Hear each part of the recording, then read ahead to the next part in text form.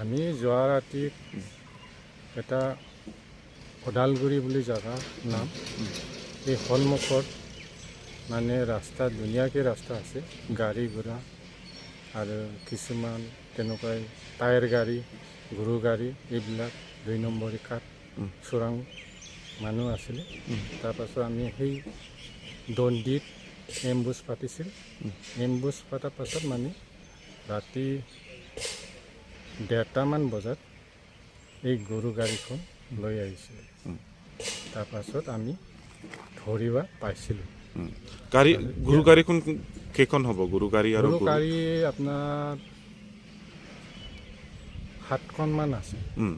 7খনৰ বেছি আছিল এখনটো আমি এৰি দিলোঁ এই এৰি দিয়াৰ কাৰণে এম্বুজটো ইহঁতে গম নাপায় এৰি দিয়াৰ কাৰণে মানে গোটাই এখন পাৰ হোৱাৰ লগে লগে মানে গোটাই বাকী গাড়ীটো গোটাই ইয়াৰ পিছে পিছে আহিছিল এইখনটো আমি এৰি দিলোঁ তাৰপিছত বাকীটো আমি গোটাই ধৰিব পাৰিলোঁ আৰু গৰু কেইটা আছে গৰু এটা মানে ৰছী ছিঙি এটা পলাই গ'ল আৰু জাগাৰে গৰু ক'ত গ'ল আমি পিছা কৰিলোঁ নাপালোঁ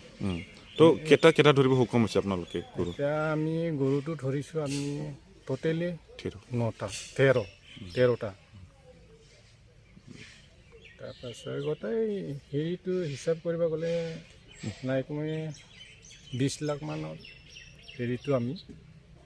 ধৰিব পাৰিছোঁ আৰু খাট গৰু গাড়ী আৰু গৰু